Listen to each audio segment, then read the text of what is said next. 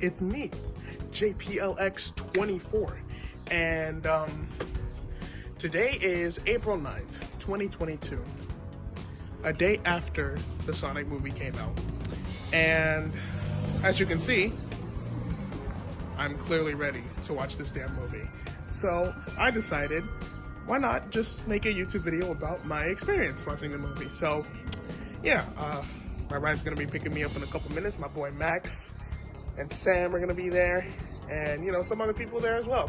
So hopefully they'll let me record them and take pictures with them, and you'll get to see my full experience. So yeah, I'll see you guys in a bit.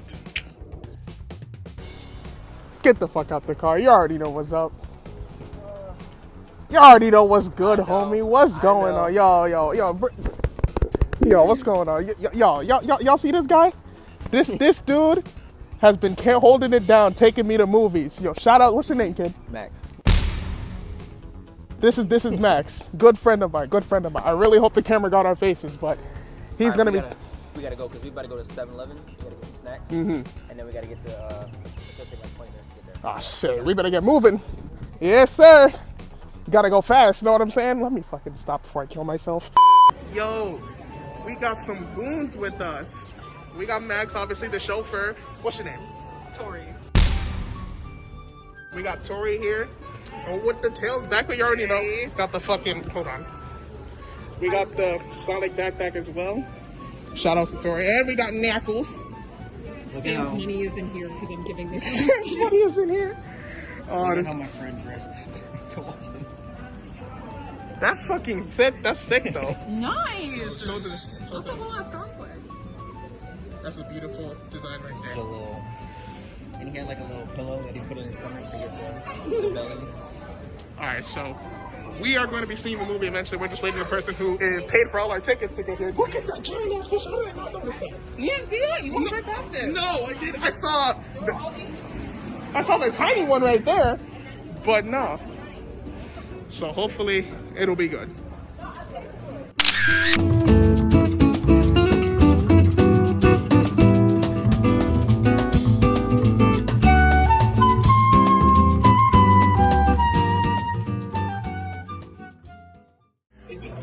Bro, that shit was a Sonic movie.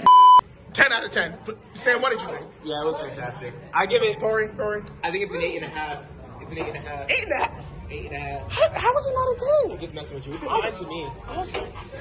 I give the movie a 9, personally. I mean, are we missing someone? No, that's everybody. Oh. I mean, you were talking about the Batman because of how good you guys were saying. Oh, really? But yo, I'm kidding. I give the movie a 9 out of 10. Nah, that movie was so goddamn good. I mean, those cringe lines were, they did kind of bring the movie down. Like the snow, no.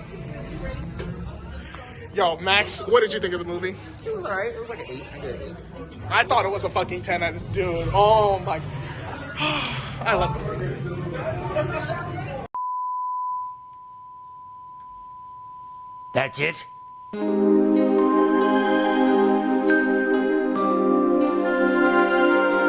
What time it is? What's going on, everybody? It is your boy JPLX24, and today, as you can see from the freaking screen, we got Sonic Podcast, and today's podcast is gonna be on the Sonic movie.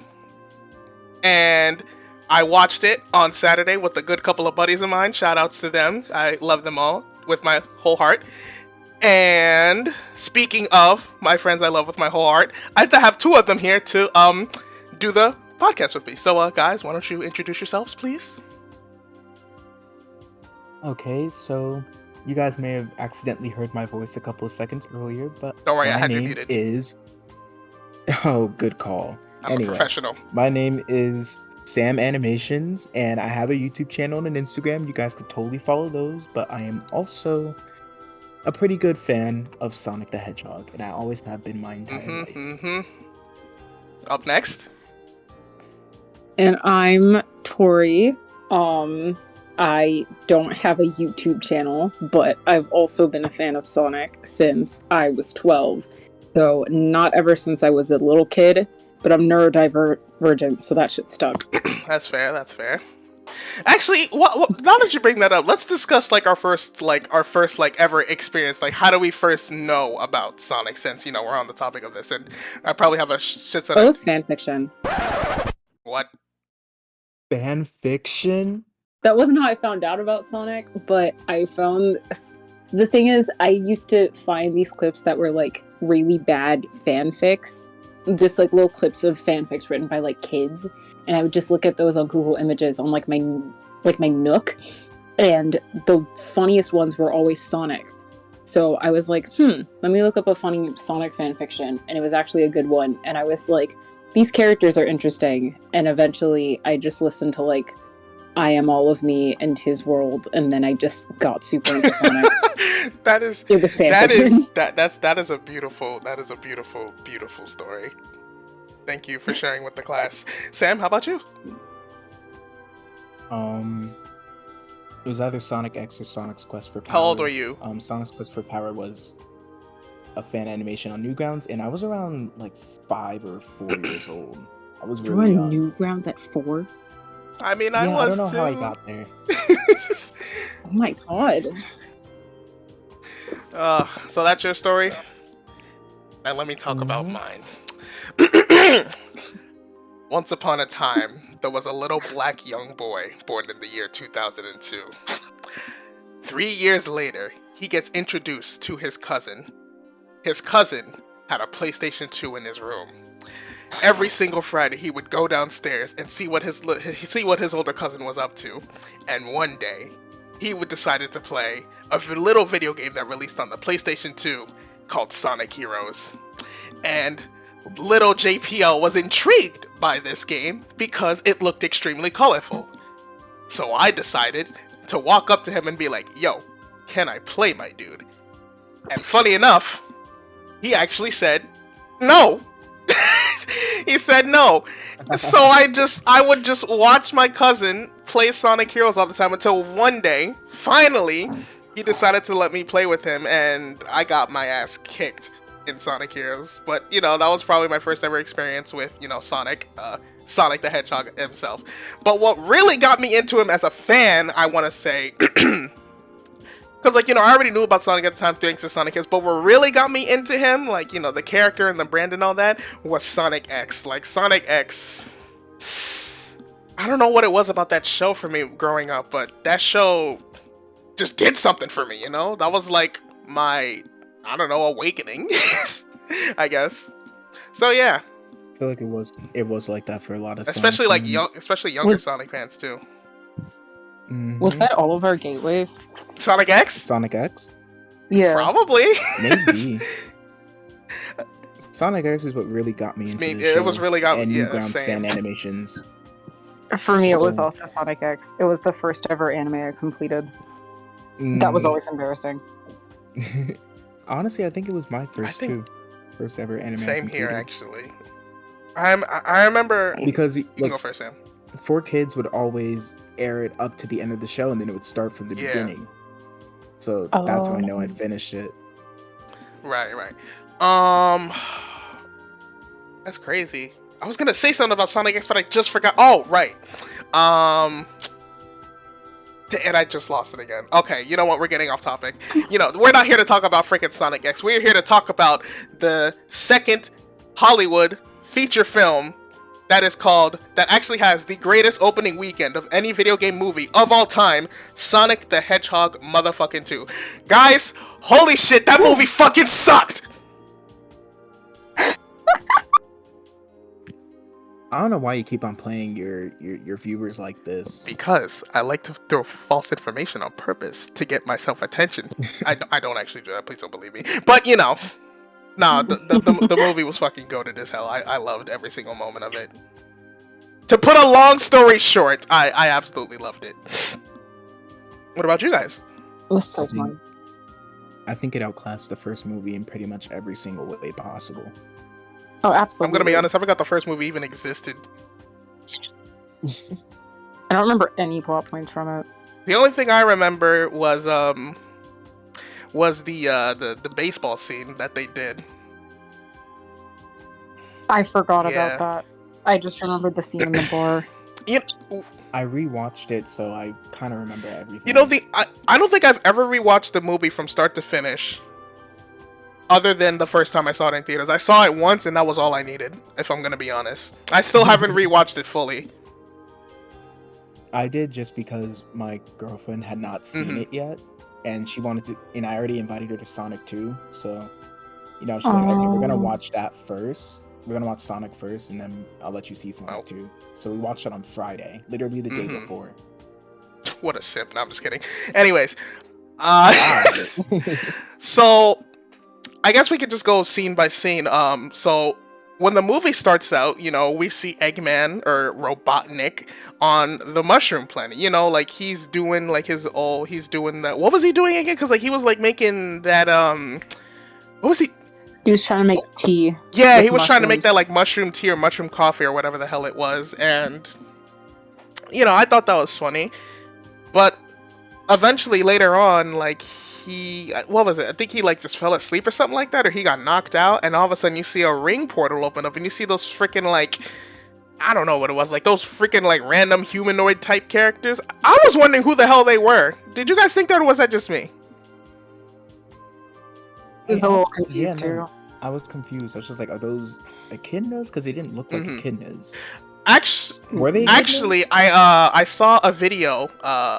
If you guys know the YouTuber, some call me Johnny. He like just uploaded his review on the Sonic movie, and apparently those two like humanoid characters were from the prequel comic that came out like a few days before, and I'm just like, oh, so that's where they came from. That's.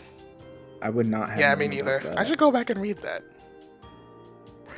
But yeah, apparently that's where they came from. So you know. Robotnik takes them out in very Eggman fashion, not getting his bare hands dirty at all, you know, kind of like how he does in the actual games. He just uses machines and all that type of shit. One thing I wanted to point out was the dude who had the freaking lightsaber nunchucks. I thought that shit was extremely unnecessary but funny at the same time. It was very funny. And wasn't that the one that got like hit by like the rock like straight to the face, or was that? I don't remember. I think Yeah, so. it's kind of hard to tell. We've only seen it once. And the only ones that I could go off of is like, you know, clips that I can find on YouTube, but you know, all that stuff. Don't search up the movie if you haven't seen it yet. You'll get spoiled. Absolutely. Anyways, you know, so Eggman, you know, he destroys the two like humanoid people, and then he's going towards the ring portal to God knows where, and then out comes the boy, rougher than the rest of them, Knuckles, and the crowd, like because little context, we all saw the movie together, like all three of us in this call, and when Knuckles showed up, the crowd actually like did the crowd cheer, or was that just me? Yeah, No, the crowd went absolutely crazy when Knuckles showed up on screen. You were quoting him. I remember when he came up on screen, I was like fucking rougher than the rest of them. Yeah, I probably didn't say it loud enough, but I think Tori heard me and she was laughing. Yeah. Oh man.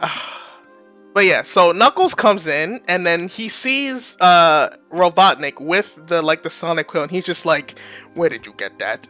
And he's just like, you know, Eggman's just like, "Oh, I got it from, you know, a blue nuisance." And then I still don't know whether this was intentional or not, but then Eggman later replies, "I'd be happy to show you the way." And every time I think of that, like, it's a Sonic movie, Knuckles is right there, and they just had to throw in that subtle, "I'd be happy to I need to know if that was a Ugandan Knuckles meme or not. Like, please, I need confirmation. Somebody ask that movie director or something. Everyone I've mentioned that to has said that was almost definitely. It had to have been, right? Like, it had to. There's no other way. That's what I'm saying. Like, there's no other way it could have been. But yeah, so he says that, and then the title, that's when the title comes up and everything, right? Yeah, so then the title comes up, and then we skip to Sonic doing his Sonic Adventure 1 stick. That was a nice little callback. I really enjoyed that. What did you guys think of that callback? That was really cute, honestly. Hold on, one at a time. Oh, he was watching from like up on top of the buildings. Oh, yeah. Like how he did in Sonic Adventure 1. It has been a very long time since I have looked at anything Sonic Adventure 1 related. I mean, Sonic Adventure 1 is a pretty old game, so I don't blame you. So yeah, we get to Sonic, doing his Sonic Adventure 1 stick. There's like a bunch of police cars like chasing after like what were they, bank robbers or like just straight up like criminals or like thugs? I think they were bank robbers because they were some robbers because there was a bunch of money in the car. Okay, so they're going after bank robbers. Sonic does his usual stick, and he goes off and then chases. He goes off and chases after them, knocks them off, and. Honestly, what do you guys think of that scene, like, in its entirety? I thought the scene was... I thought it was, like, a good way to, like, show off his, like, character, in a sense, if that makes sense. What do you guys think? What about you, Sam? I like how you just... Because I know what I have to say. I'm just like, what do you want to say? I mean, the opening scene was fine. It was like a good introduction into the second movie. I know the first movie, it started with Sonic's home world and, his home pretty much getting ransacked by echidnas. But this one, he's already on Earth. He's already kind of knows the way around Earth and, he's trying to be a vigilante. And I think they pretty much execute that whole scene pretty well. It's also quite funny. And one thing I liked about it is when the water started bursting out of the what are those called? The sewer pipes? I don't know why. Or like the sewer blockage, whatever the hell they're called. Yeah, that felt like an homage to Sonic Adventure. It had to have 1, been. The opening for it.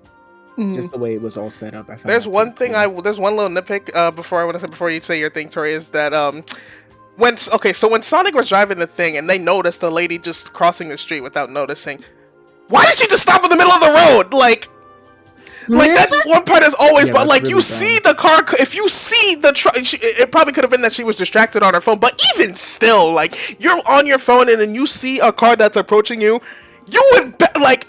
Common sense or like just your primal instinct would make you get the fuck out of the way or like run to the other side as fast as you can. I don't know, cause like why the fuck did like she literally was walking and then she basically just did a T-pose, like she did the fucking Fidel stance, if y'all know what that is. Like I don't know. I thought that shit was it's a little nitpick, but it adds comedic value to the scene, which the scene is funny and so. Sorry, what are you gonna say? I think it was the part that felt the most like the first movie to me. Like I thought Sonic was cute, but I felt like he was kind of weaker than he was in the rest of the movie because I felt like getting a little ahead of myself, but I feel like the best moments were the interactions between like Sonic, Tails, and Knuckles, like the three Sonic characters. So just like Sonic by himself, it seemed like it was very cheesy. Like the part with the kid and the ice cream and all that, it was very much like, exactly what you'd expect from a kid's movie. I thought his little clips were cute. It was like, it was endearing, but in the like, this is really corny way. Like, I didn't really have any parts that made me laugh because I thought they were actually funny. Are you talking about like the whole movie or that's been seen specifically? That scene. Yeah, I gotta agree. Like, when it comes to like the first, he was like, I don't know. It's just like he was acting the way he like usually. He was trying to be like cocky and arrogant, trying to be like the hero and everything.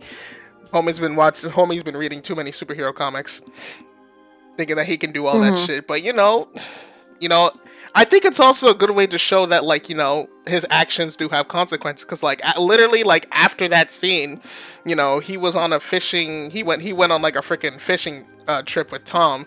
And then Tom gives him like a little scolding where it's just like, Sonic, you can't just be doing this, blah, blah, blah, blah. You have a great power. And what they did, like, they basically Loki did like that whole Spider-Man thing. Loki. Oh, absolutely. Definitely. And one thing that I like though is that like someone else like brought this up recently. It was like, I'm glad that they didn't like give Tom and Sonic like unnecessary like parental drama, if that makes sense. Where it's just like it's like he was scolding him and all that stuff, but then they make up like literally a second later after that whole thing. Sonic's just like, he's got a point on that stuff, blah blah blah blah, and he like takes his word to heart, and I like that. There's and another thing I will say about the movie in general, there's like a lot of moments like that where it's just like There's a lot of like wholesomeness in this movie, and I think it works really well. Like especially, well, we'll get to that. We'll get to it when we get to it when it comes to Sonic and Tails. But I feel like there's a lot of wholesomeness to this movie that I feel can apply for anyone of all ages, if that makes sense. Not just like the kids or anything. But shortly after, what happened after that? It was like they were going to Hawaii, right? Yeah, they were going to Hawaii for like what was her name again? What was her name again? No, Tika Sumpter's character. Maddie. The Maddie's sister, Rachel. So they were going there for her wedding, and Sonic gives her. It was her sister. What'd you say? That was her sister. I thought they were. No, that was her sister. No, Rachel's her sister. Oh. Yeah. Yeah. So yeah, she goes to her sister's wedding, all that stuff, and Sonic is doing his usual kid thing, just like making a mess in the house, all that crazy shit. A part of it reminded me of Alvin and the Chipmunks. I don't know if you guys got that same vibe, but like when I saw that scene, the only thing I could think of was fucking Alvin and the Chipmunks. Yeah, I got a same vibe for that as well. Yeah. Oh, You understand what I'm saying? I also love how like because I remember bringing this up in the movie, like when that was happening, Sonic was like making a mess, and I'm just like, I really hope he can clean this. I really hope he can clean this just as fast as he wrecked the place. And then literally, as he's getting a FaceTime from Tom, he's just like, done. I'm just like, well, that answered my question. Okay. But then shortly after that FaceTime with Tom, he gets a knock on the door from Robotnik, and Sonic is seeing him, and one thing I didn't notice until like after I saw the movie like in theaters was like, where the fuck did the thunder come from, or the lightning? Because wasn't it like pitch black outside, like clear skies? But it's like one of those other nitpicks, like where the fuck did that come from? But yeah, stop asking the real questions. This was the first time that this is now like the first of many battles where Sonic and Knuckles, duke it out. And like Knuckles, I gotta be honest, Knuckles was putting hands on Sonic. Like he was bodying that man. He's like, he punched him through a window, through the fucking house. He stopped his spin dash. Do I look like I need your power? And then body slammed him to the ground. Oh, that scene was wild. That was cool. Oh, continue. Oh, okay. I was gonna say, like, the first fight of Sonic and Knuckles was just, oh my goodness, I feel like it was just choreographed very well. And one thing I really like about the movie, it really portrayed the strength that Knuckles the Echidna has. Like every hit that he made, it's like you could feel it. They would have the ground break, or they would have characters fly back. Like, it was done so well. I was just like, oh yeah, this is the Knuckles that I remember. This is the Knuckles that I remember playing in Sonic Smash Brothers. Oh, I remember that game! Oh shit, what the hell happened? Why is it... Hold on, there's a little audio error. Let's see if it fixed it now. I noticed that when catching the stream VOD. Okay, it should be good now. Continue. But yeah, like, oops. It really, the movie just does a really good job showing each character's strengths and weaknesses. We're gonna get to Tails later, but I also think the movie depicted Tails near perfectly. Actually, since you're on the topic of Knuckles, I want to talk about like his. I want to talk about Knuckles for a second, because like, I don't know if you guys can agree with me in this, but like, this version of Knuckles that they had in this movie is stuff that I want to see more of in the games. Like, I want to see like a serious Knuckles, and I'm not talking fucking War General forces. I'm not talking no fucking War General where he just freaking saying random shit that people don't even know what the fuck it means and all that stuff. I want a Knuckles who, like, he's strong, he's powerful, he's angry, he's impatient, he's hot-headed. He just wants to like punch the ever-living shit out of people, and he gets like the whole like loyalty stuff from like his tribe and all this stuff, and I think that's great. The way they like wrote Knuckles in this movie was absolutely wonderful, and I hope that whatever Sonic game whatever mainline Sonic game that he's in next, Sonic team take a page from that and, you know, adapt it to the games. Because, like, you know, when it comes to the games, you know, Knuckles' personality has been an inconsistent Waterhouse. You know, if you guys know what I'm talking about, like, look at his personality from Lost World to Forces. You can clearly see there's a very drastic change. But then again, that could be said about every character from Lost World to Forces. Who said that? What, the sky's blue? Oh, fuck. But yeah, when it comes to Knuckles, that is the way they writ him there is something I definitely want to see more of. And I honestly I think that has to do with Tyson Hess being one of the producers, because if you guys don't know, Tyson Hess's favorite character is Knuckles, so you best believe that he's gonna make sure that Knuckles is very well written. Yeah, I think I would honestly go as far as to say that this version of Knuckles is better than any portrayal besides Sonic 3, because I'm gonna say besides Sonic 3, but besides any portrayal of Knuckles I've seen in the games. Not to say that he hasn't had any good roles in, let's say, you know, Adventure 2 or Sonic and a Black Knight, but I'm just saying, or Sonic Heroes for that matter. I really like how they wrote him in Heroes. But I just think out of all of them, the movie probably portrays it the best. Definitely. Agreed. I was gonna say something, I forgot it. It's just so likable. He is very there's one more likable. thing I want to say. What's up? I love how they didn't make Knuckles stupid, but they made him naive. Yes! Like, Thank you! Yes! I was about to mention that! I was literally about to mention that! Yeah. I was literally about to bring up the scene where it's like, you know, freaking Knuckles is like reading the text message, he's like, dot. That's probably the funniest scene in the entire movie right there. That's the one movie, the one scene from the movie I keep bringing up to everyone, because I'm like, okay, honestly, this was cute as hell. Because it was probably like, it's one of the best scenes in that movie, and like, it just goes to show you that he's not.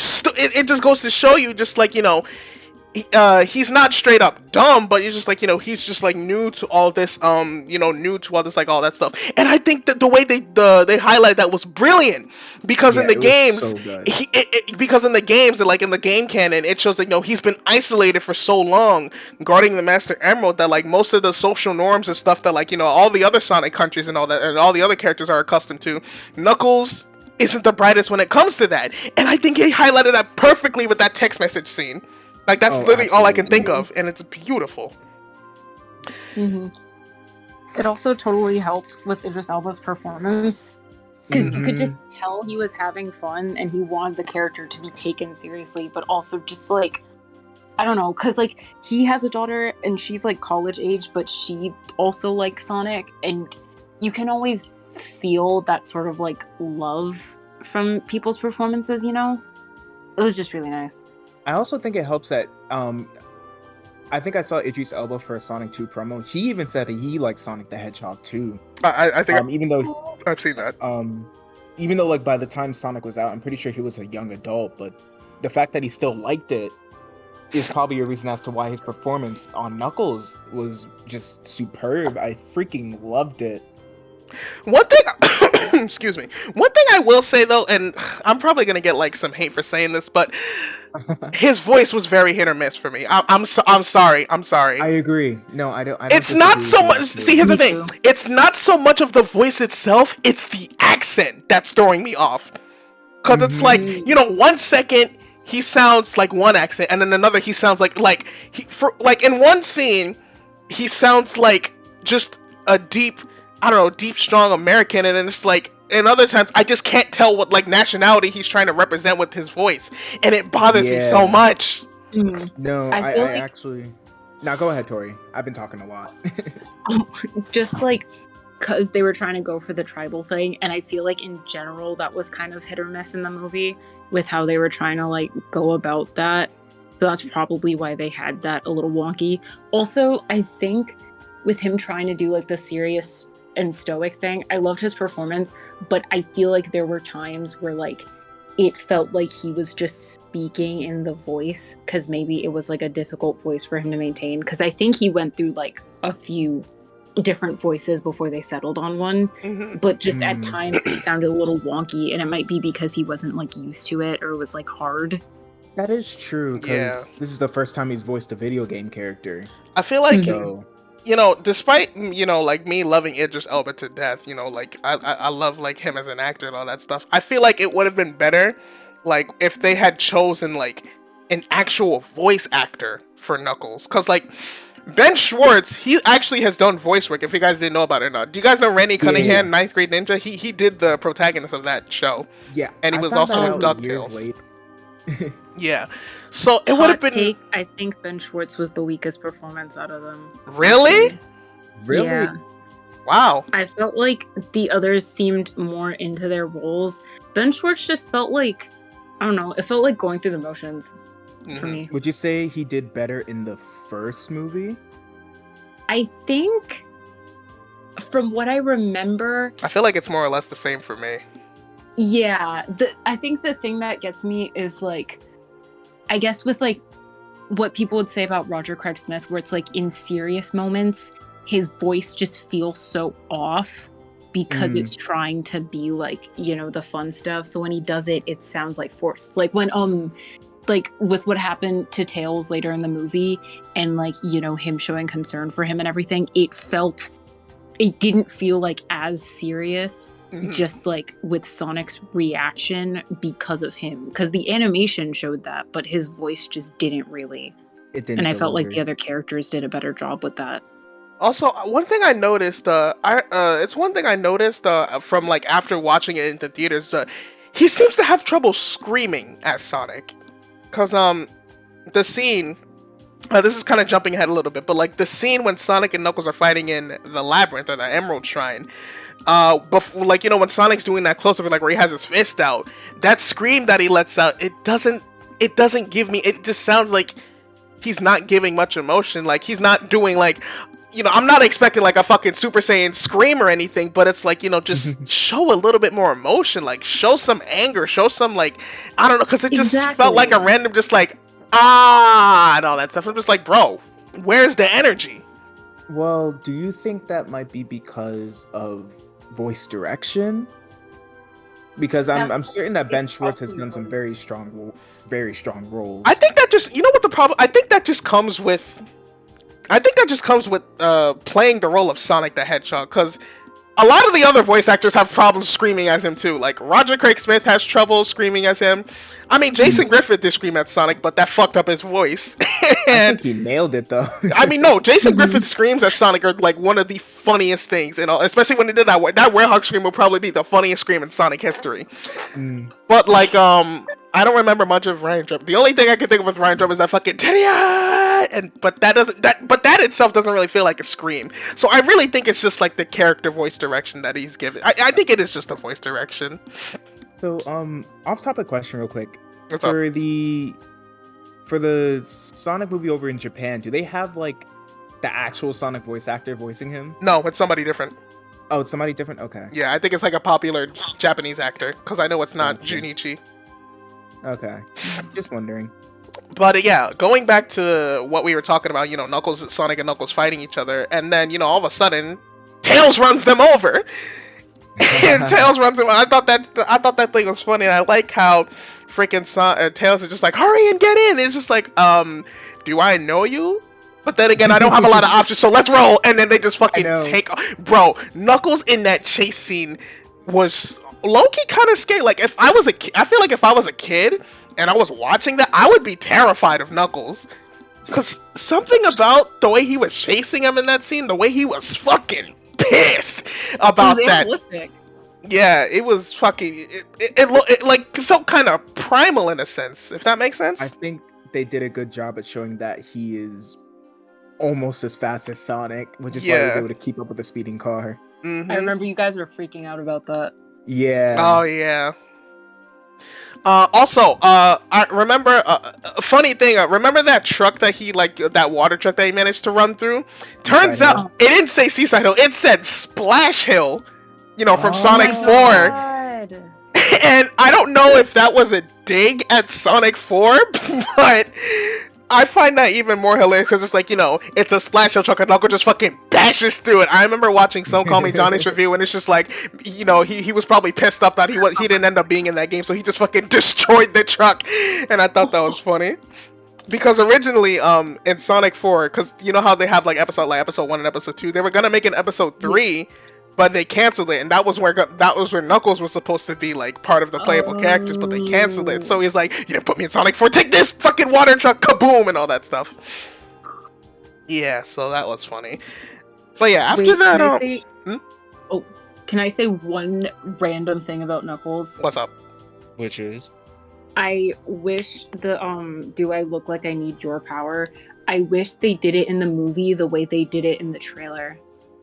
Because like I agree. in the trailer, it was just so epic with like how Sonic ran into him, and I understand like they would have had to change a little bit of like the dialogue and the way the scene worked. I mean, they already did it in the trailer.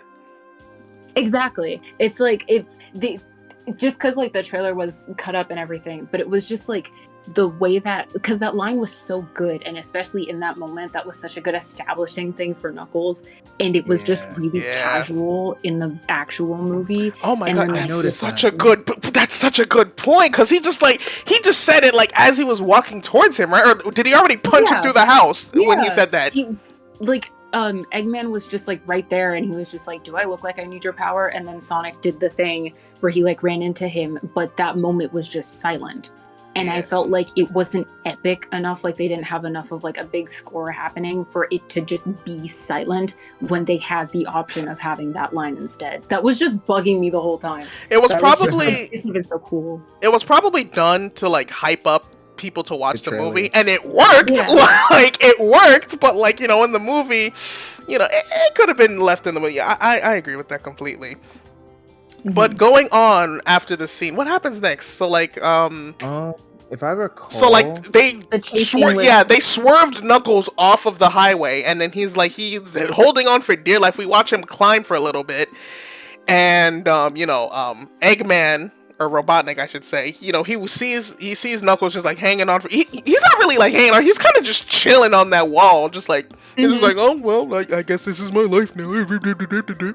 And all of a sudden, Robotnik comes up and he's just like, "Oh, you look like you need some help," or something like that. And it's like, "What? You're fucking robots? I'll destroy each and every one of the." Oh, there's stairs. Ooh, there are stairs. That was funny. That was my favorite joke in the movie. He's like, "Oh, there are stairs." Yeah, and then if I recall, after that scene, it cuts back to Sonic and Tails, and they're like in Siberia. No, I think that was after.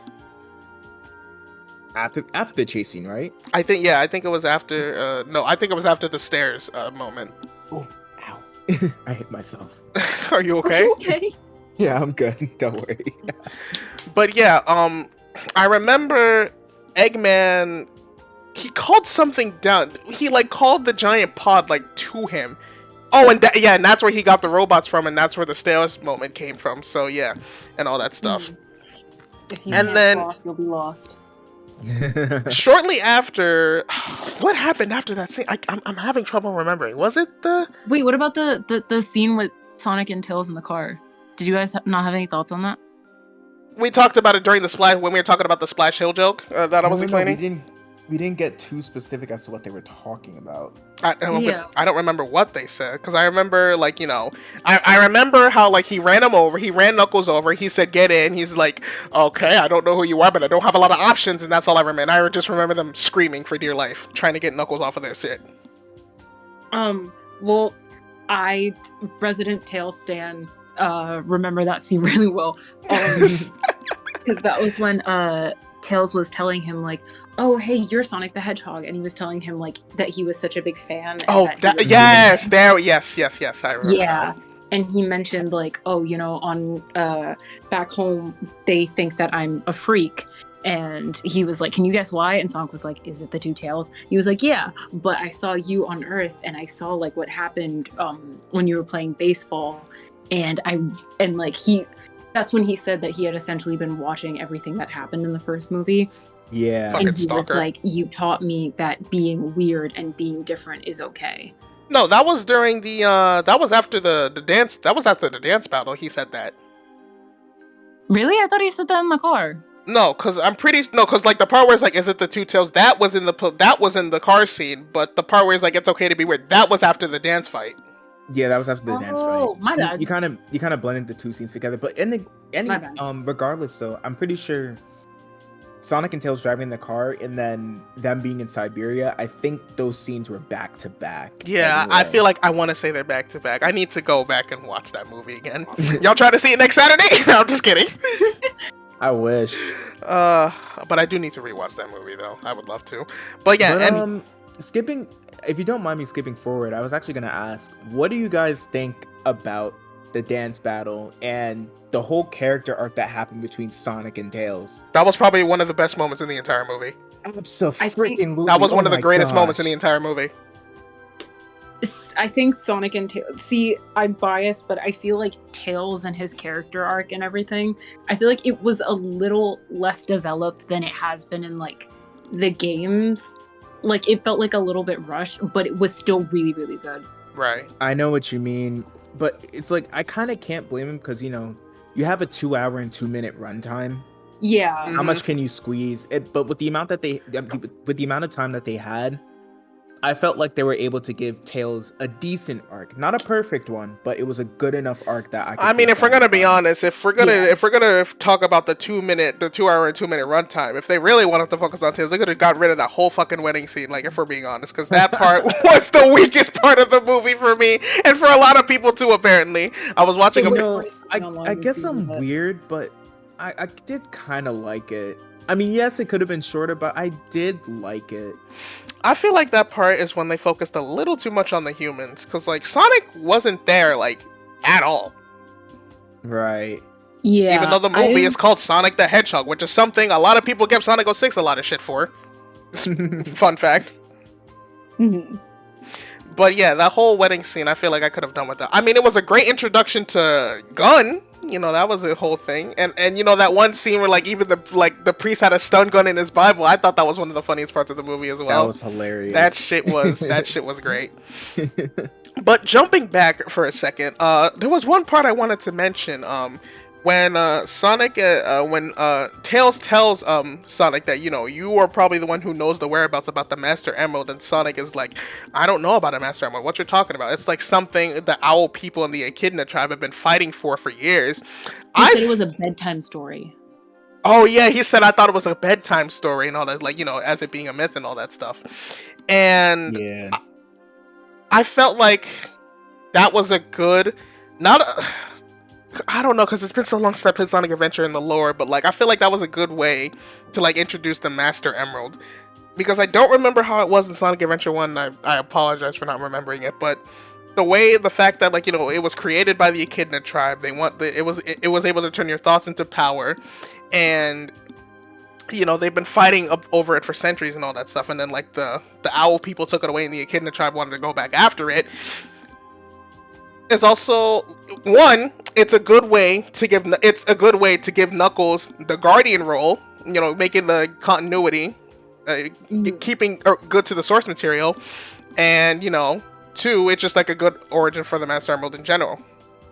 And then as Tails is mentioning up this, he remembers on his map that he saw like something resembling an emerald, and then it like magically starts to glow up, and then boom, suddenly hologram recorded Longclaw. And it was, honestly, I don't know about you guys, but it was nice to see her again. I wanted to see like some sort of closure to her, because like everybody in the first movie presumed that she was dead, but filmmaking 101 is that if they didn't show that they didn't die, they're not dead.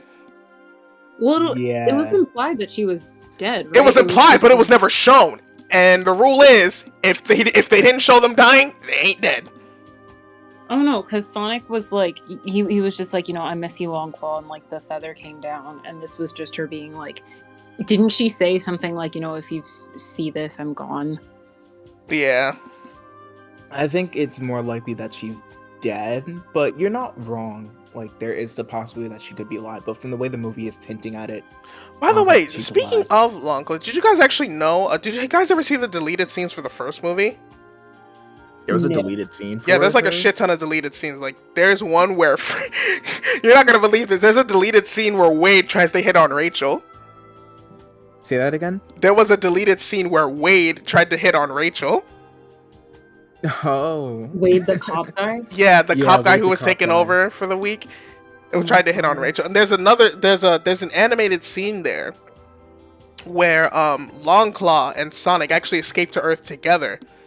And, Sonic, was like, running around, and Longclaw had to save his ass like 13 billion times as a kid. And then as he got older, he saw humans like interacting over there, and he wanted to go like interact with them himself. And then Longclaw's like, no, we can share their world with them, but we can never interact with them and all that stuff. And that was actually where Longclaw's like had passed away, because I think she had died of old age or of sickness. But yeah, she's just laying by a campfire, rested. And that's how she like died in the movie. Why do I feel like that's sadder? Oh no, it was way sadder. more sad when I saw it. It was way more. It was like, if they had kept that in, it would have been very emotional. But they were probably thinking maybe it's like too much for the kids. No, they could have done it. Have you seen Up? That's a good point. I was gonna say. They could have done it, but I guess it didn't fit with the overall. Yo, in the third Sonic movie, they better show Maria. Maria fucking dying. Oh my god. Yeah, so this is going to be a bit of a tangent, but I looked into the Sonic Adventure 2 lore, and I realized how dark that story is. Yeah. And I don't want the writers of the movie to shy away from it, because I feel like it's something kids gotta learn. Let's be honest, it's something kids gotta learn eventually. That's what I'm saying. Like, Shadow's origin story it's pretty crazy. But we'll say, hold that thought. We're gonna save that for when we get to it. So we'll save that for later. But yeah, going back to I jumped the gun. Going back to Longclaw, we see her and all that stuff, and then they decide to go to. That's what their mission is. Sonic and Tails' mission is to find the magic compass in that Longclaw temple. They went to the shrine. No, they went to Siberia to like find the Master Emerald, or like the whereabouts of the Master. No, they tried to find the compass. Right. They tried to find the magic compass that would lead them to the Emerald Shrine. And when they get to the Emerald Shrine, we also see the Chaos Emeralds on the wall, and then that's where Tails gives a little exposition to the Chaos Emeralds. And the Chaos Emerald origin was also something really nice, because even in today's canon, the Chaos Emeralds have no origin. Oh, still? Yeah, they don't have an origin, like, at all. Well, I guess I don't know if you guys saw that. What'd you say? They just assume the audience knows Dragon Ball Z. Yeah, I don't know if you guys I don't know if you guys ever saw that Tails Tube video that came out like a couple weeks ago, but someone literally in that video had asked about the origin of the Chaos Emeralds, and literally Sonic said, I'm gonna be honest, I don't know where the emeralds come from. And I felt like that was probably a hint at the Sonic Frontiers' story, like gonna give the emeralds a proper origin story. So let's think? It's not impossible. So that would be interesting. Yeah, it would be. It would make for an interesting story, because we still don't know where the fuck these emeralds came from. We know about the Master Emerald, but not the Chaos Emeralds. So yeah, that's nice. And once they find the magic compass, boom, suddenly Eggman and his army. And then we lead to the second chase of Sonic and Knuckles in Siberia, freaking riding on snowboards. Freaking Knuckles punches the shit out of Sonic into that one tree. Or did he hit the tree, or did he just dodge it? I don't remember. I think he hit it, right? I think he hit the tree. I don't care what anyone says, Siberia is ice cap zone. It literally was. Oh yeah. Like that opening shot where like Sonic destroyed the robot and grabbed the fucking like the destroyed part of the robot and used it as a snowboard. That is literally Sonic 3. Cause I already told you guys this, but like in the canonical, if you were to originally when they were coming up with the prototype for Sonic 3, there's actually a prototype of Sonic 3 that you can play right now, dating back to November of 1993. Originally, you were supposed to go from what's it called? Angel Island Zone to Hydro City, and then you're supposed to go to Flying Battery. And then at the end of Flying Battery, Sonic is supposed to kick a piece of a door down to escape the Flying Battery and use that door piece to slide down into Ice Cap Zone. That's how the stages were originally structured. Oh. So I thought that was a really nice callback to how Sonic 3 was originally supposed to be like told. That he got a scrap piece of metal and used it as a snowboard. I thought that was beautiful.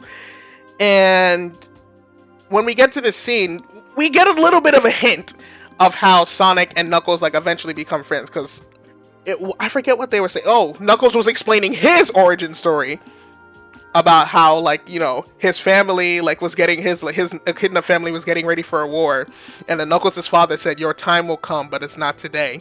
So then, and then he's like, "That's the last thing I ever heard from my father," before they all like vanished into nothingness.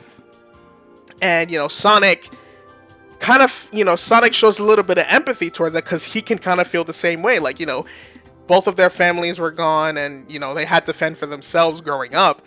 And then we can kind of see a little bit of a hint to that, because like after like Sonic explains, as Sonic like tells his part of the story, Robotnik comes in and just like shoots 2 missiles, and Tails just fucking dies.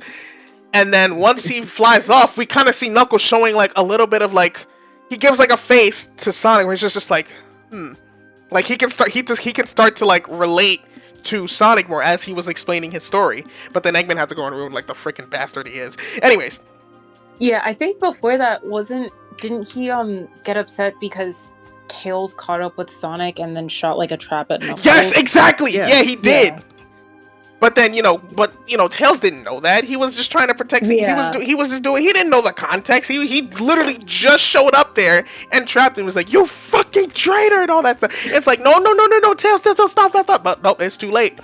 Tails has died. Tails is dead, and now it's your fault. And then suddenly a wedding scene. Oh, ugh. Tails was knocked out for like 20 minutes of that movie. Yeah, he was out for a good chunk. But I mean, it makes sense. The dude just got. Homie took a power nap.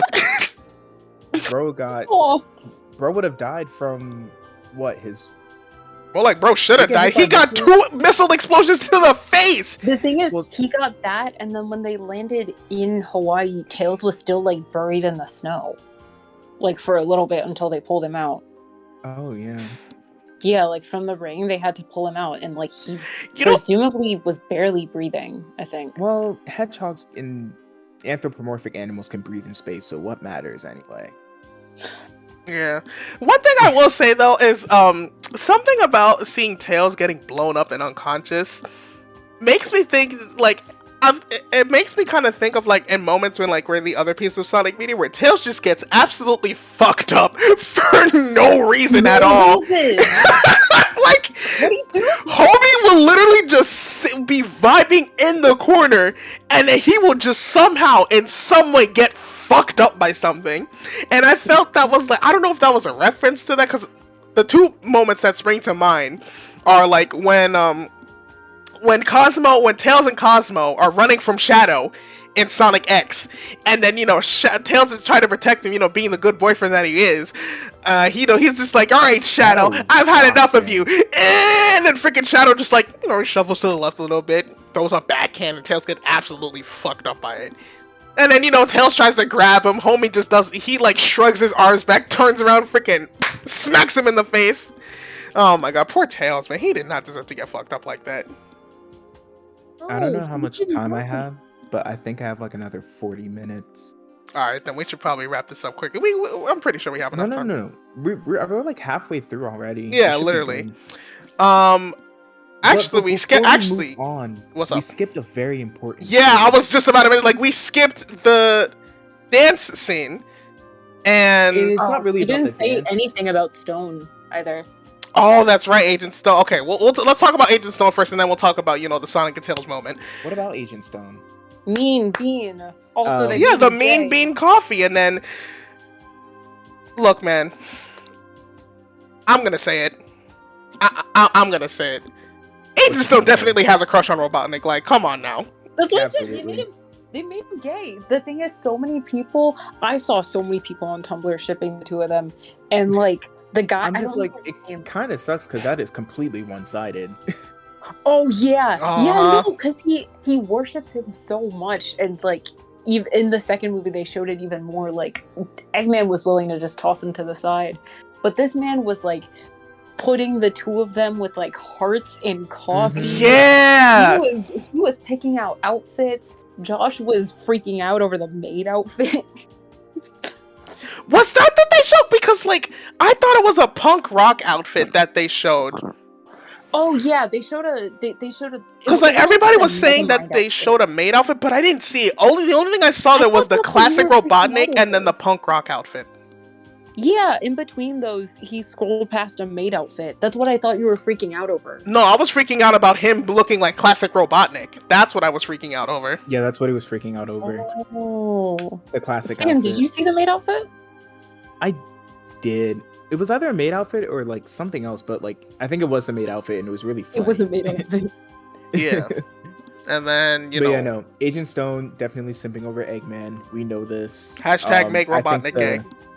The tea, no, not the tea, the coffee was a very blatant example of that. Yeah. Now, can we just talk about my favorite scene of it's my favorite scene in the movie. Are you talking about the labyrinth scene or when Sonic runs on the water? No, when Sonic and Tails talk after they break dance together. Oh, all right. We're getting there. We're getting there. Yes, we have. I'm going to be honest with you guys. That part of the movie almost made me cry. Almost made me cry. I don't blame you. It was I'm honestly forgetting exactly what happened. Okay, so literally you just explained it. You like remember when you combined the two scenes of like Tails in the car? That's the only thing I remember there. Okay, so like what had happened? So what had happened after he explained all that stuff is Sonic's being like the guy like they really like bond over one another and all that stuff and they hug it out, and then like when they go to bed, Sonic gives Tails a blanket to like cover himself, and then Tails does his little two tails to like give him. I thought that was so cute. That was so adorable. Yeah, that was precious. And then Sonic wakes up, and then there's an older lady sleeping next to him. I thought it was an old man.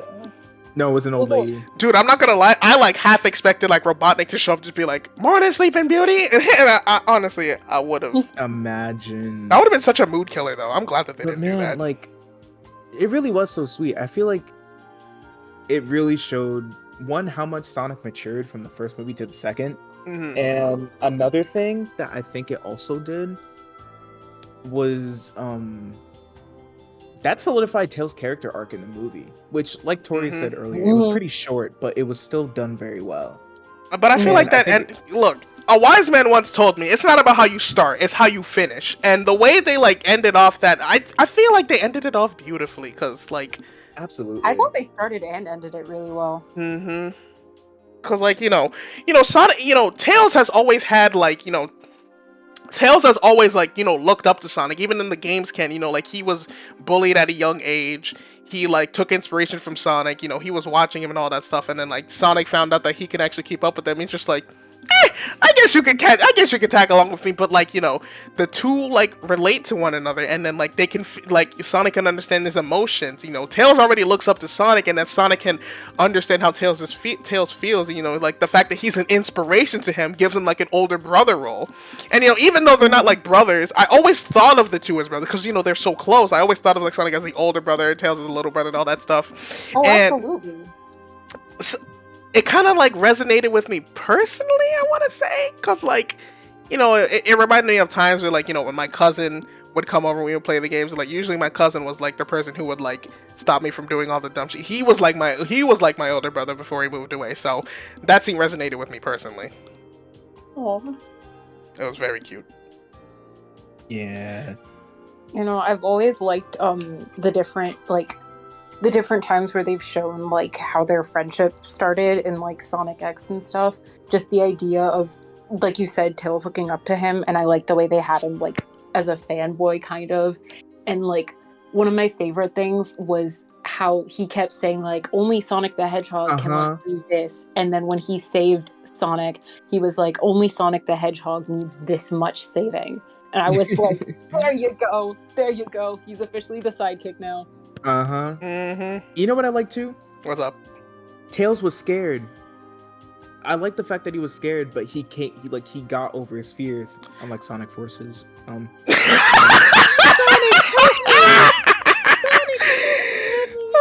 my god, we don't speak of Tails and Sonic Forces, okay? It was like, the first thing you said when he showed up in the movie. Did I? Huh? Yeah. Huh. I don't remember that. There's a lot of stuff I don't remember from that movie. Did you not hear that? He said something. He was like, please don't be like how you were in Sonic Forces. Did I say that? Oh, I didn't Yeah. hear him. Oh my actually. god, I actually don't remember saying that. That's crazy. That, although thinking back on it, that's probably something I would say. Because originally, It because definitely is. when I went to the bathroom and the Sega logo popped up, I was literally gonna scream, "Sonic Forces sucks!"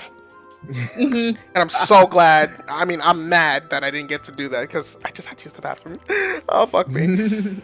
Okay, but going forward, we talked about the Agent Stone scene. We talked about the tail scene afterwards, and them bonding, and then Eggman getting into the fight, and then the wedding.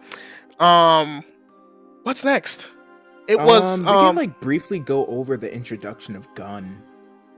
okay. So the introduction of guns. So the commissioner from the military in the first game has come back and decided after the Robotnik shenanigans, and I think it had to do with Sonic's situation in Seattle that made them create Gun. I could be wrong about that, but the whole thing that happened with Sonic in Seattle is the reason they showed up to this wedding, Yeah. if I remember correctly. I don't think it was the reason Gun was created, but it's like that's what It's their reason for being in that specific moment. No, so Yeah. you guys haven't seen the first movie in a while, but I saw it the day before Sonic 2 came out. If you remember near the very end, the general came up to Tom's house and was asking him like if he could if Sonic could come out like with the general like to dinner. Like he was asking Tom that. But it didn't happen. If you remember what he quoted in the second movie, he pretty much said you should have agreed to me on that, that dinner date kind of thing. There's something that I want to bring up, actually. Is that what the Olive Garden line was? I think so. Yeah, because I did hear him mention Olive Garden, the commissioner. Yeah, I forgot that was the context for it. Okay. There is Yeah, there is one thing I want to bring. Oh, you can finish. I was gonna say, like, literally just look at the ending scene of movie 1 and it will all make sense. Like, that's pretty much it. There's one thing I want to bring up though, is when I was watching Johnny's review earlier today, it's I find it so odd, and now I can't stop thinking about it. It's the fact that they had 2 cells. It's like because think about it, because they arrested both Sonic and Tails. It's like, do they expect both Sonic and Tails to be there? Like, what the fuck? See, Sonic I can understand, because they just expect to be with him at the family reunion and shit. But how the fuck did they have Tails there? What, did they just have those fucking capsule things from Dragon Ball and just had another one on standby? Like, there's no way. Actually, that is a valid question. I have no idea. That's one they definitely should have rewritten. I think either they like were watching him and they noticed Tails, or I don't think that's what happened. I think they just didn't think. They probably didn't think about it hard because enough. it was a kids movie, and they were like, okay. It's a plot hole. They probably couldn't like come up with anything, like the stuff like that happens in movies all the time and video games. But Sonic and Tails get arrested, and next up we have probably the worst scene in the entire movie when Maddie and Rachel go uses Tails' gadgets and rescue Tom and Sonic and Tails from, Man, I thought it was nice. I'm sorry. Agreed. I think that was better than some of the other wedding stuff, and also that scene and like the rest of the movie made me be like, Maddie was so much like nicer as like a human counterpart than Tom, because you saw like the attitude that she had and like her encouraging Rachel, and like the way she was talking to Tom was similar to Sonic, and just like she was just so compassionate and everything. I just wanted to mention that hot take because I was like, Tom was so boring, Maddie was so much better, and that scene was cute. I mean, I feel like the only problem that really bothers me about that scene, I feel like if it was just Maddie, taking out the gun agents, I would have loved the scene. But it's Rachel who bothers me. I think I think it's Rachel who bothers me. Just like the deranged bride. Yeah, I don't like her. I don't like her at all. That's fair. If it was just Maddie taking out those agents with Tails' gadgets, that would have been probably one of the best scenes. No, not one of the best scenes, but a good scene. It's a scene where you could take it or leave it, Yeah. And but the fact that she's just there, and the whole freaking thing where it's the Operation Catfish, though, that was a funny name. That was a funny name for this shit. I'm sorry. I thought that was funny. Oh my god. But after she goes back to the wedding, she explodes I don't know, but the way exploding the cake was the best part. The best Rachel moment where she was like, it works. Damn. Yeah. Oh yeah, that scene was funny. Yeah, that scene was funny. It was funny. You know, one thing that I didn't notice, or no, one thing I actually thought of, because like her like Rachel's wife, I forget his name. What was his name again? Was it Lee? I don't remember. Or yeah, I don't remember his name. Let's just call him fucking Shamar Moore. Shamar Moore. Okay, Shamar Moore, because that's the name of the actual actor. Let's just call him Shamar. So like one thing that I know, because like I remember seeing his face in the movie, and I'm just like, why does he look? His name was Randall. It was Randall. I remember watching him, just like, why does he look so damn familiar? And then the Johnny video reminded me of what it was. He looks like he looks like a black Giga Chad. Do you guys see that, or is that just me? Please shut up.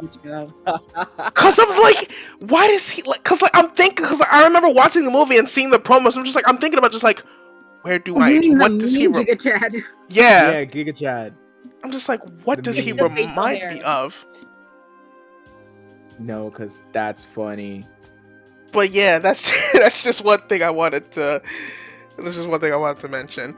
But yeah, you know, they get married, and then we go back to you know, Sonic. Tails is still, you know, down for the count. You know, Tails is like trying to, you know, wake up, you know, and, you know, follow Sonic. But, you know, Tails is like, he is borderline. He's like on his like dying breath, it seems like. And, you know, Maddie and Tom. Yeah, Maddie and Tom are like taking him and just like, yo, so it's okay, big bro. It's okay, big bro. Just relax. And then Sonic runs on the fucking water, which in a scene, well, you know, it was cool, but like, I don't know. It didn't really do much for me. Did it do anything for you guys, or it was just kind of there? For me, it was just kind of there. I think it looked cool, but in terms of like adding something, you're right. It didn't really do all too much. It was just him trying to get to. I'm gonna call it Labyrinth Zone because it really did look like Labyrinth Zone. It was like a combination of Mystic Ruins and Labyrinth Zone. But yeah, I mean that scene was just showing him trying to get there. And he was struggling because the waves started to get really big. Honestly, I really liked when Robotnik and Knuckles went through the Labyrinth Zone part, because, you know, they're struggling. They're like doing team exercise. It low-key reminds me of the Buddy Temple from Sonic Boom. Do you guys remember that episode? You were gonna say that. It reminded me of the Buddy Temple from Sonic Boom, low-key. Because I remember Sonic. The game. The show. It didn't have that in the game. Okay. Okay. But yeah, the Buddy Temple episode, it reminded me of that, because like Eggman and Sonic had to do like these challenges where you have to trust your person. It's like, you know, you go in as enemies and then you leave as best friends, and they were doing like all these co-op operations. It was like basically It Takes Two before it was called that. And when I watched it reminded me of that, especially the part where like Knuckles was holding the door down so Robotnik could slide on in, and then he freaking passed through it himself. That shit reminded me of the Sonic Boom episode so much. And then we freaking go Sonic, and then we see Sonic just blazing through because he's just so fucking fast, and we get those Black Knight shots that I was telling y'all about, where he just shows his feet and then they show his face. So cool. And then him dodging it too, like a fucking that scene was literally Sonic and the Black Knight. It was beautiful. Loved it. Yeah, no, I think it definitely alluded to that. It looked very similar. Oh man. So, I think we're getting up to Sonic versus Knuckles Part 2. Yes. No, this is actually Part 3.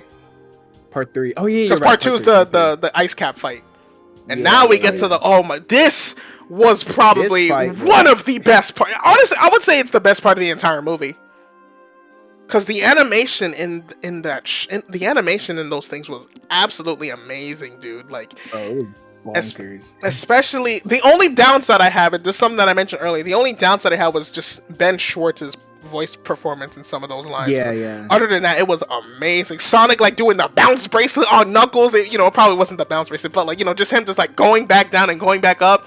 That shit was fire. That was probably the best part right there. I was like, hey, yo, he's doing hits after hit. Bro, Sonic and Knuckles were actually just beating the crap. And that one Dragon Ball part where they freaking like, after they do like the shoulder clash, and then they just freaking, that was literally like Dragon Ball right there. Cause the part where they like do shoulder to shoulder, it reminds me of how like there's a game called Dragon Ball Fighters where like every time a character dies, another character would fly on in, and then the character that was still alive and the character that just brought back in, they would clash shoulders and then do a backflip, and then they would go into the fight. It reminded, that whole scene right there reminded me of Dragon Ball, where they just like shoulder clash and they just freaking fight in the air for a little bit. That was so cool.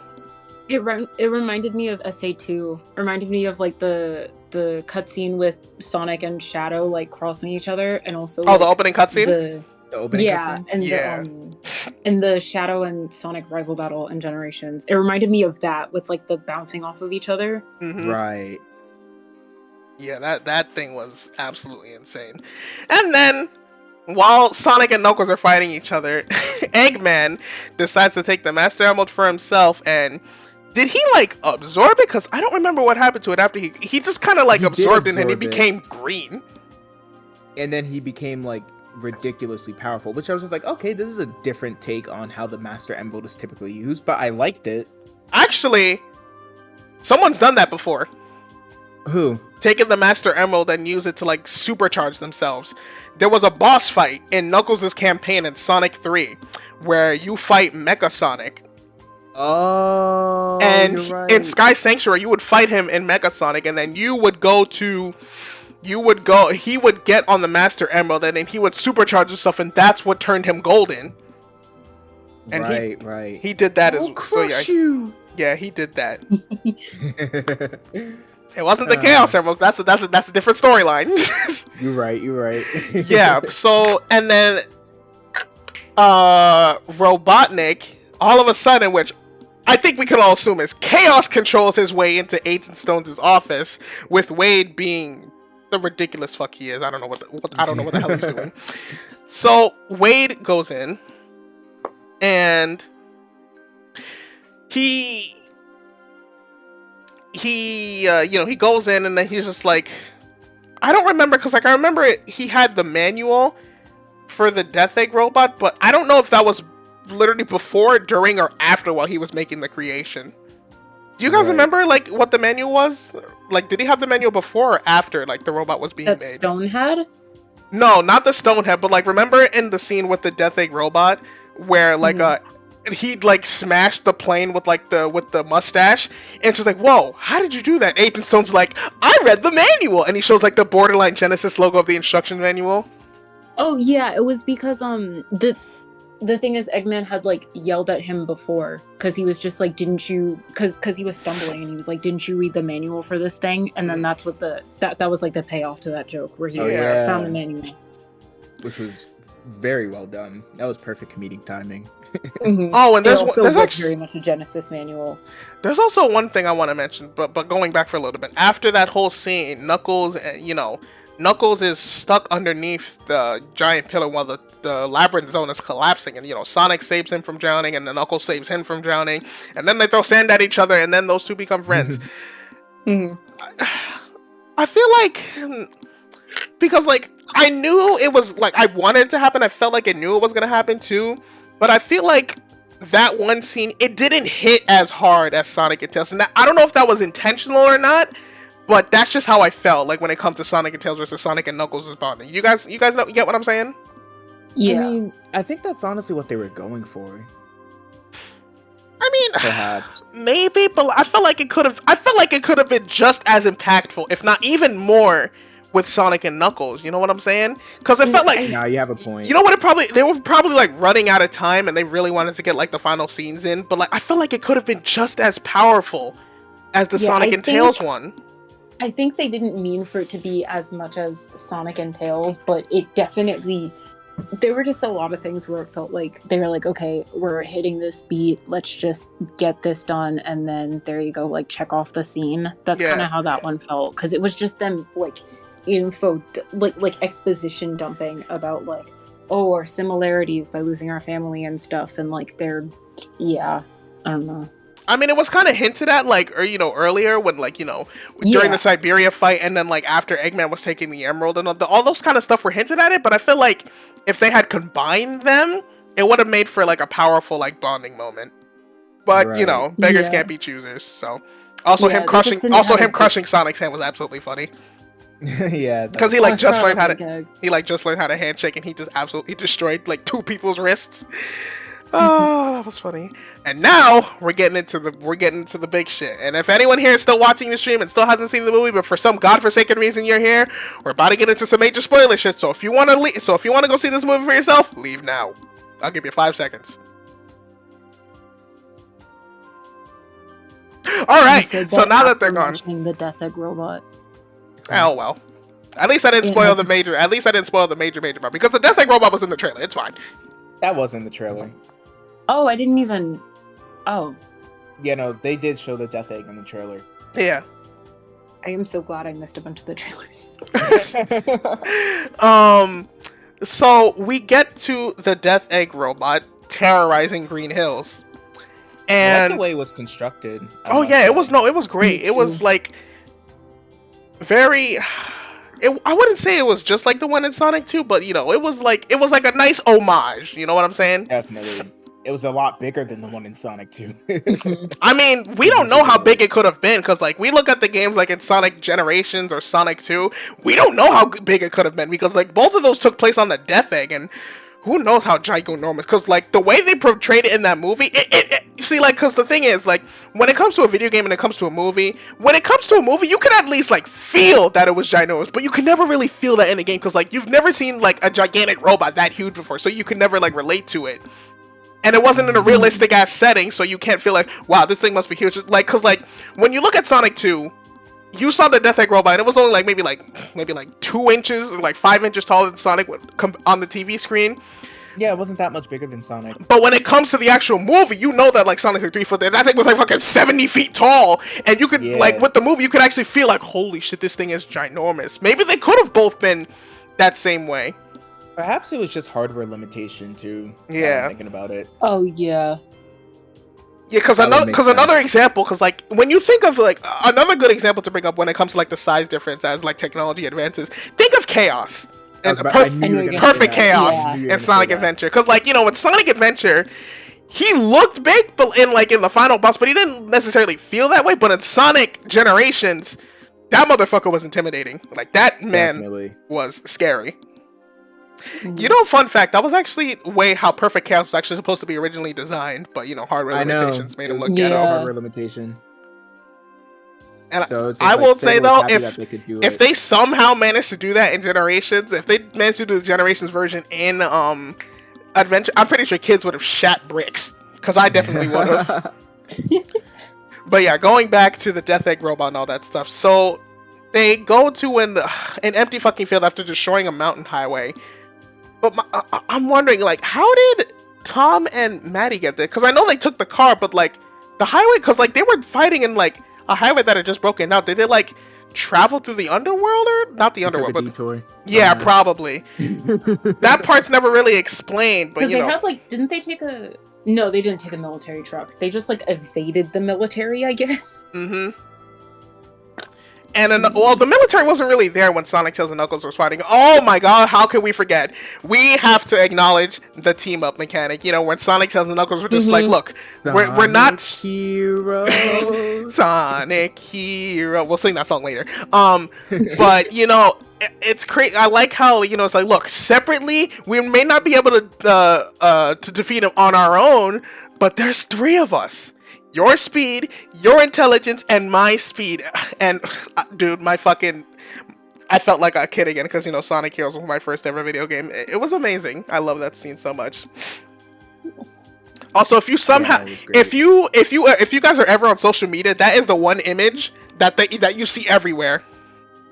Just Sonic, Tails, and Knuckles just standing next to each other on that freaking broken piece of road. And apparently, I don't know if you guys have ever seen like the concept photos for when they were doing the shooting of the movie. They had like toy replicas of Sonic, Tails, and a decapitated Knuckles. Apparently, that's what that scene was supposed to. That's what that scene was for, where the decapitated Knuckles took place. So that was nice. And you know, they're doing like all these team ups. Like it's, you know, one thing that's kind of like low key bothers me, but like it's still fucking amazing. Is like, it's crazy how quickly they come up with these fucking team combo, because like they literally just decided, okay, we're gonna be a team, let's do this. Like when freaking like they were running and then Sonic turns into a spinball, Knuckles grabs him and throws him at the robot. Like, how did they coordinate that with like only knowing each other for like maybe like 20 minutes? This is where we don't ask and just accept the plot line. I know, but it's like, but the thing is, like, it looked cool, yes, but it's just one of those things where it's like, huh? You know, the more you think about it, but at the end of the day, it's a movie, it doesn't really matter. And now, we're getting to the good part. So, Sonic, what happened to him? Did he, like, get crushed? And he didn't get... No, I'm not talking about the scene. I'm not talking about the scene. I'm not talking about the scene where Maddie and Tom come in. It's like, Sonic had like fallen, and he was like all bruised up, and he was trying to get the Master Emerald, and then the Death Egg Robot was falling. What happened to him? Because I know Knuckles punched the shit out of it, and that made it fall.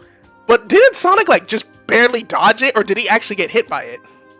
No, he dodged it. Barely, Yes. though. I think he tumbled a lot. That's why. Oh, there's one thing that I wanted to mention. Remember in the scene where like Knuckles and like Tails came up with a sneak attack? I love how freaking Knuckles did the Sonic 3-esque thing in the beginning. We just straight up freaking just uppercutted that man. Yeah. That shit was beautiful.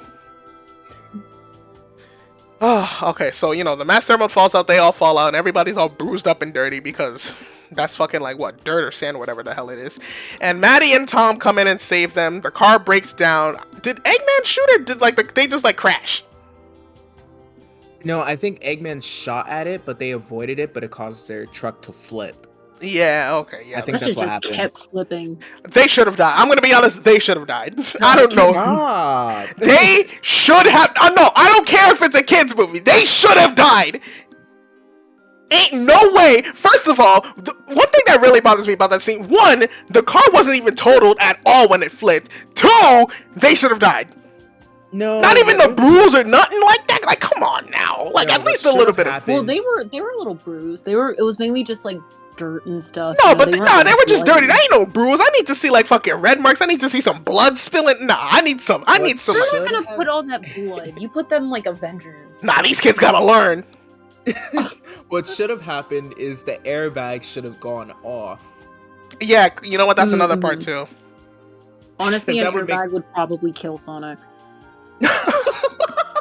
I'm right. I don't think so. Sonic has taken a lot worse than an airbag. You're right. I mean, Yeah. Sonic's biggest weakness is water, so who knows? Maybe an Dang airbag it. would have like given him like fucking Superman strength. No, I have 10 minutes. Crap. Oh, okay. So we Well, might we're, like right there. yeah, we might as well anyway. wrap it up quick. So I have a question. What's actually, up? Before we get there, should we talk about the post-credit scene in another podcast and dive into what we think would happen for Sonic Movie 3? You know what? That's Because that actually could honestly be a whole podcast on its own. you know what? That's not a bad idea. I like the way you're thinking about that. What do you think, Tori? Should we do that? If you guys want, yeah. I'm down for it. Fuck it. We could try and make it next Tuesday or Wednesday. I'll try and get a lot of homework done so I don't have to worry about this. I bet.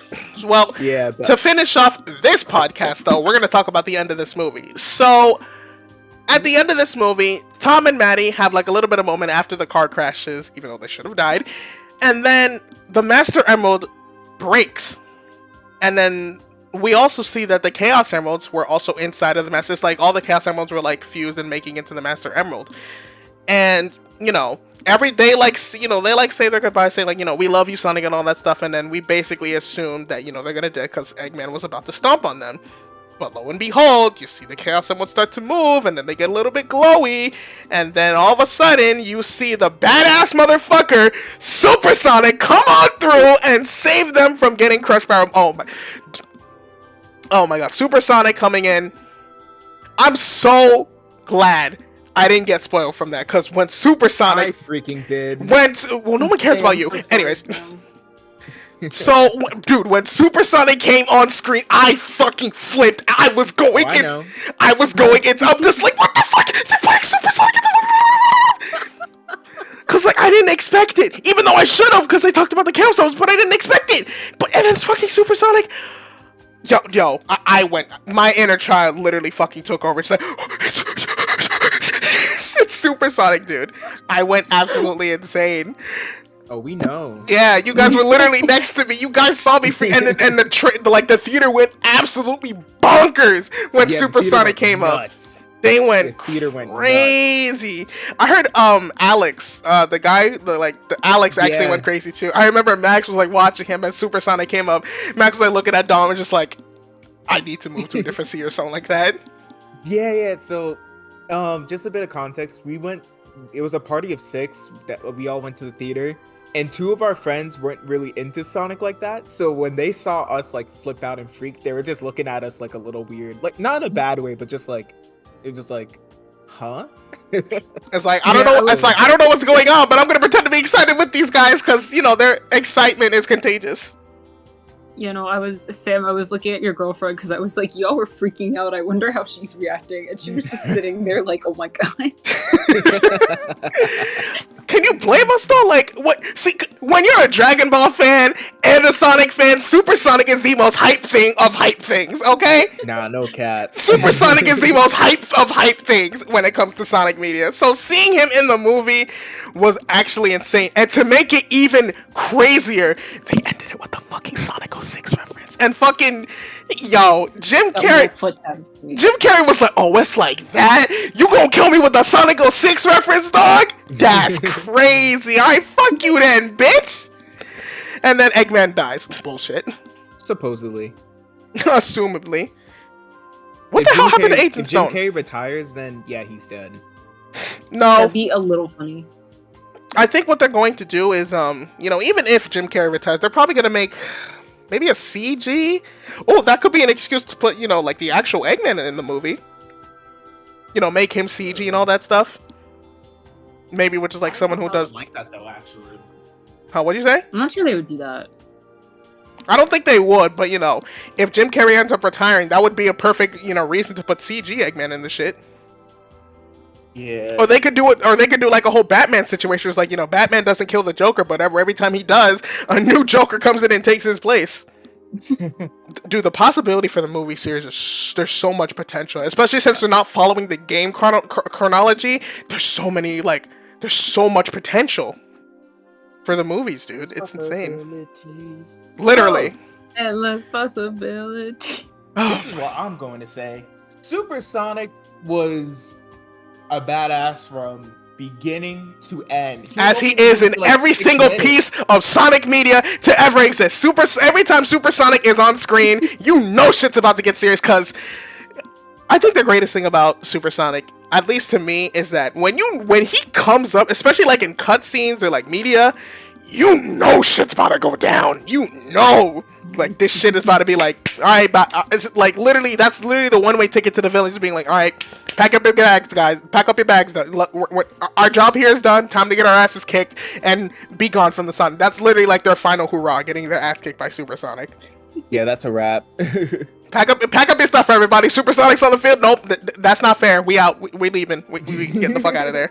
That's one of the reasons why I love Super Sonic so much. And like, oh my goodness, we just knew how much stronger Sonic was, because when Robotnik threw the fist, he literally just stopped it with his hand, and I was like, ah! Yeah, that shit was actually insane. It would have been so much cooler if he like pulled the fucking like a Satoru Gojo. It's like had that freaking like if he just punched him, but like that force field around him. Oh my God, that would have been so sick. Did you see the Jujutsu Kaisen movie, by the way, Tori? Nope, I didn't finish the show. Ah, okay. Well, when you see it, you will love it. That's all I'm gonna say. Yeah, but one thing that kind of scared me though about Super Sonic though was that when Knuckles was like, wait, don't touch him. The power of the emeralds is inside him. He is no longer the Sonic you want. I honestly thought they were gonna do like that Fleetway Sonic situation. Just like, oh no, is he gonna turn evil? That honestly scared the shit out of me. They're gonna do Dark Sonic from X. Well, Dark it's kind of the same concept. Canon, unfortunately. Yeah. I know. Because like when Dark Sonic really should be canon. Maybe in the movies, but dude, like when he summoned that fucking like cloud thing, I got so confused. Oh god, what is he gonna do? Is he gonna like destroy the world? No, Sonic, please, my baby boy. And then he pulled out the chili. I was just like, oh, okay, thank God. Oh man, and then freaking the hot dogs fell on Knuckles, dude. I was so scared because like when we were watching it on the TV screen, I didn't notice that was chili on it. I thought that was fucking blood. I thought the fucking hot dogs like pierced his eyes and he started bleeding from that shit. I'm like, hey, yo! And then I'm just like, oh, it's just chill. Oh, okay, because like, it looks like they stabbed his eyes and, it scared me. Right. No, I get it. And then I also noticed how it's kind of funny because like that Chaos Emeralds turn your thoughts into power, and he was just hungry for a chili dog and he ate one. So that was also a nice touch. But yeah, I mean, goodness. This And movie then, overall was just a massive step up. hold on, from we're the not first done one. yet. We need to talk about the baseball scene because. I wasn't done yet. I was gonna allude to that. Oh, my bad. Sorry. I was just saying, like, in general, like, the movie was a massive step up from the first. And then I was gonna also just say, like, of course, we can't forget about the last scene, which is the baseball scene. Which was also fun. I like how it kind of went back to that.